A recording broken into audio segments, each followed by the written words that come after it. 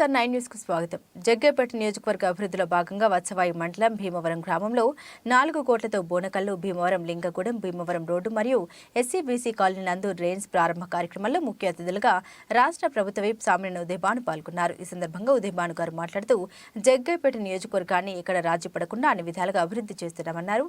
CM YS Jaganmohan Reddy గారి 4.5 సంక్షేమ పాలనలో భీమవరం గ్రామానికి అభివృద్ధి సంక్షేమ కార్యక్రమాల ద్వారా దాదాపు 100 కోట్ల మేర లబ్ధి చేకూర్చామని తెలిపారు. రోడ్డు, డ్రైన్లు, సచివాలయ, రైతు భరోసా కేంద్రాల నిర్మాణం తదితర పనులతో గ్రామాన్ని అభివృద్ధి పథం వైపు నడిపిస్తున్నామని తెలిపారు.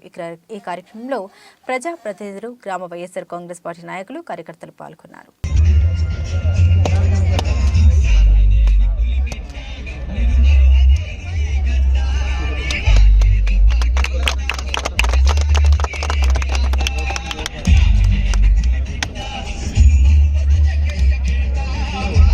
కార్యక్రమాలు చేస్తా ఉన్నారు. ఇవాళ ఎక్కడ కూడా మందులు, ఇవాళ మెడిసిన్స్ కూడా హాస్పిటల్స్ లో చక్కటి మెడిసిన్స్ ఇస్తున్నారు. ఇవాళ జగ్గేపేట గవర్నమెంట్ హాస్పిటల్ అయితే మరి ఇవాళ ₹1 కోటి సిఎస్ఆర్ ఫండ్స్ కింద ₹1 కోటి తోటి డయాలసిస్ చేస్తా ఉన్నాం. ఇవాళ డయాలసిస్ పేషెంట్లు ఎక్కువైతే ఆ డయాలసిస్ పేషెంట్ కూడా సార్ మేము పేషెంట్లు ఎక్కువైతే మరికొంత ఇవ్వడమే కాకుండా ఇవాళ గ్రామం మధ్యలో ఆ స్థలాన్ని ఇచ్చామంటే మరి ఆలోచించుకోవాలి. ఇవాళ ఇల్లు ఇవ్వడమే కాదు, ఇల్లు కట్టే కార్యక్రమాలు కూడా మనం బ్రహ్మాండంగా చేస్తున్నాం. ఈ వత్సవాయి మండలంలో లింగాల గ్రామంలో తారు రోడ్డు పక్కనే ఇచ్చాం, వత్సవాయిలో తారు రోడ్డు పక్కనే ఇచ్చాం, పోలంపల్లిలో ఇచ్చాం. కేవలం స్థలాలు ఇవ్వడమే కాదు, ఇల్లు కూడా గృహప్రవేశాలు జరుగుతూ ఉన్నాయి. మా ఇంట్లో గృహప్రవేశాలు రండి, మా ఇంటి గృహప్రవేశాలు రామని చెప్పి ప్రతి వారు కూడా మమ్మల్ని ఆహ్వానిస్తుంటే ఎంతో సంతోషంగా మాకు కూడా ఉంది. వారికి సొంత ఇంటి కళ నెరవేర్చామని చెప్పి ఎంతో సంతోషంగా ఉంది మన ప్రభుత్వంలో.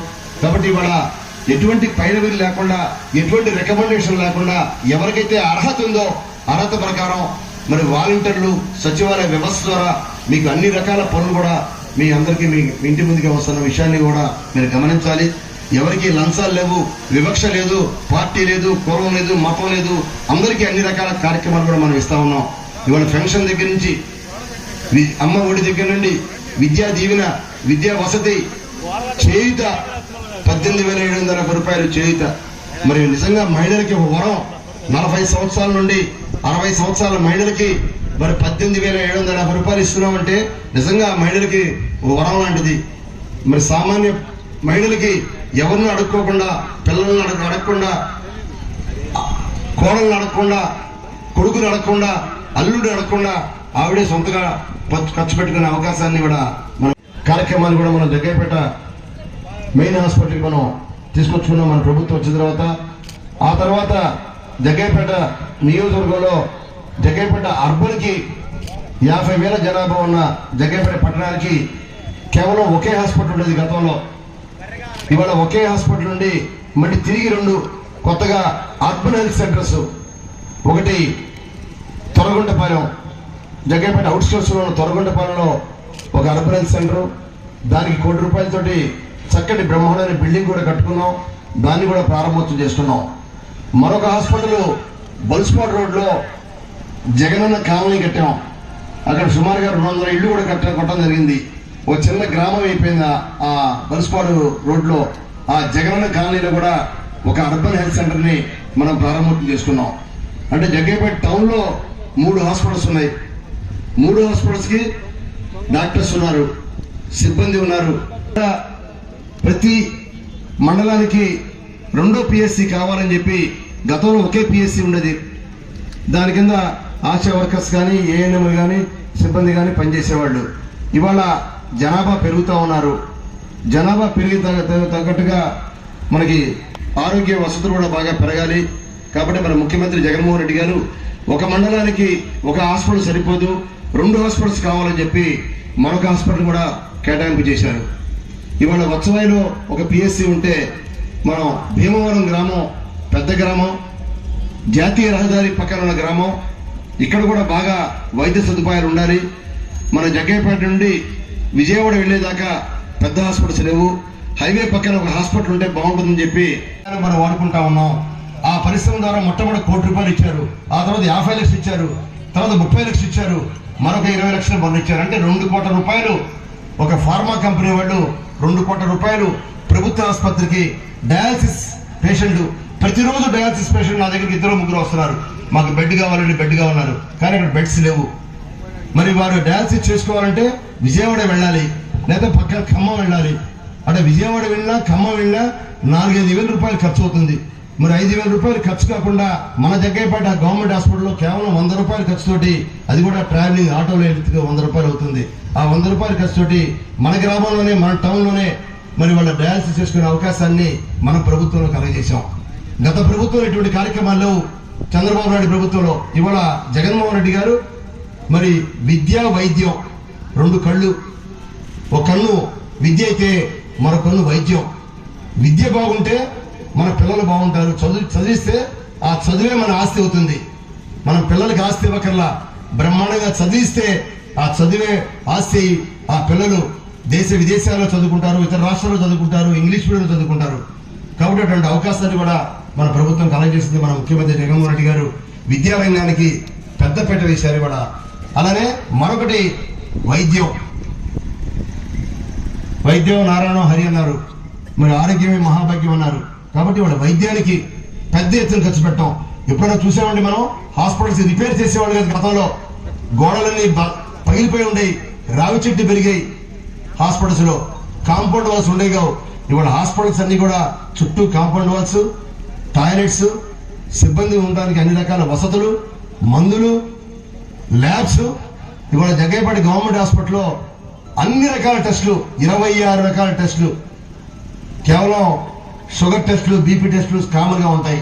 అటువంటి షుగర్, బీపీ టెస్టులు కాకుండా యూరిన్ టెస్టులు, మోషన్ లో కూడా ఏమైనా ఇబ్బంది అవుతే మోషన్ టెస్ట్ కూడా మరి ఇక్కడే జగ్గయ్యపేట గవర్నమెంట్ హాస్పిటల్లో అటువంటి టెస్టులు ఉన్నాయి. అన్ని రకాల సుమారు 26 టెస్టులు చేసుకునే చక్కటి ల్యాబ్ ఉంది. ల్యాబ్ టెక్నీషియన్స్ ఉన్నారు, ఎక్స్రే యూనిట్ ఉంది. యాక్సిడెంట్ కాగానే విజయవాడ రిఫర్ చేయట్లా, గుంటూరు రిఫర్ చేయట్లా, ఇక్కడే మనకు చేస్తా ఉన్నారు. మన అందరి తరఫున అది కూడా మనకి కేటాయించిన నివాస్ గారిని వారి చేతుల మీదుగా శంకుస్థాపన కార్యక్రమాన్ని మనం వారి చేతుల మీద చేసుకున్నాం.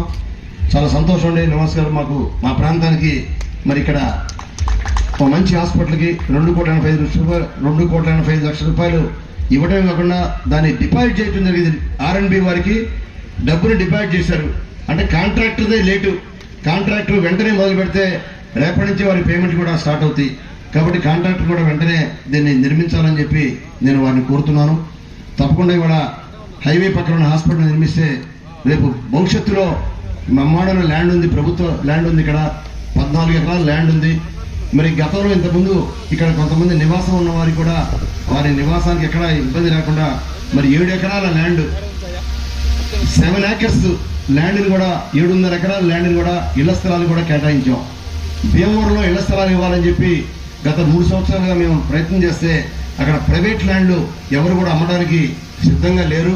కాబట్టి రోడ్డు పక్కన ₹1 కోటి చేస్తుంది ఎకరం ₹1 కోటి ఖరీదయ్యే భూమి ఇది ప్రభుత్వ భూమి. ఇది జిల్లా రాష్ట్ర పారిశ్రామిక అభివృద్ధికి కేటాయించిన ల్యాండ్. ఇది మనకి ఎక్కడ కూడా ల్యాండ్ దొరకలేదు. కొందామన్నా డబ్బిద్దామన్నా కూడా ల్యాండ్ అమ్మేవాళ్ళు లేరు. కాబట్టి ఇక్కడ ₹1 కోటి చేసే ఖరీదైన ల్యాండ్ని ప్రభుత్వం ద్వారా మనం కేటాయింపు చేసుకొని ఆ కేటాయింపులో మరి వాళ్ళ 7 ఎకరాల ల్యాండ్ అంటే భీమవరం గ్రామస్తులో మరి వాళ్ళ మరి 236 మందికి ఇవాళ ఇళ్ల స్థలాలు కేటాయింపు చేసాం. అంటే ₹1 కోటి ఎక్కడో ఊరు బయట ఇవ్వడం కాదు, జాతీయ రహదారి పక్కన ₹1 కోటి ఇచ్చే కళ స్థలాన్ని 236 మందికి ఇచ్చామంటే ఇది ఏ ప్రభుత్వంలో కూడా సాధ్యం కాదు. మన ప్రభుత్వంలోనే, జగన్మోహన్ రెడ్డి గారి ప్రభుత్వంలోనే సాధ్యమైందన్న విషయాన్ని భీమవరం గ్రామస్తులందరూ కూడా ఆలోచించాలని చెప్పి నేను మిమ్మల్ని కోరుతున్నాను. ఎందుకంటే ఒకప్పుడు ప్రభుత్వ స్థలాలు కావాలంటే ఊరికి 5-6 కిలోమీటర్ల దూరంలో ఇచ్చేవాళ్ళు ఇళ్ల స్థలాలు. ఇవాళ జగన్మోహన్ రెడ్డి గారి ముఖ్యమంత్రి అయిన తర్వాత ఇళ్ల స్థలాలు కూడా ఊళ్ళోనే ఎకరం 30 లక్షలైనా, 25 లక్షలైనా, 40 లక్షల కొనుగోలు చేసి ఇవాళ ఇళ్ల స్థలాలు ఇచ్చిన విషయం మనందరికీ కూడా తెలుసు. ఇవాళ ఈ రాష్ట్రంలో 30 లక్షల మందికి మనం ఇళ్ల స్థలాలు ఇచ్చాం, 30 లక్షల మందికి. అదే గత ప్రభుత్వాలు అయితే ఏదో ఇచ్చామంటే ఇచ్చినట్టుగా 3-4 లక్షల మందికి స్థలాలు ఇచ్చేవాళ్ళు గత ప్రభుత్వాలు. కానీ ఈనాటి ప్రభుత్వంలో 30 లక్షల మందికి ఇళ్ల స్థలాలు ఇవ్వడమే కాకుండా జగనన్న కాలనీలు అంటూ మరి పెద్ద కాలనీలు కడతా ఉన్నాం. ఇవాళ వత్సవాయి హెడ్ క్వార్టర్స్, మనం వత్సవాయి మండలంలో ఉన్నాం.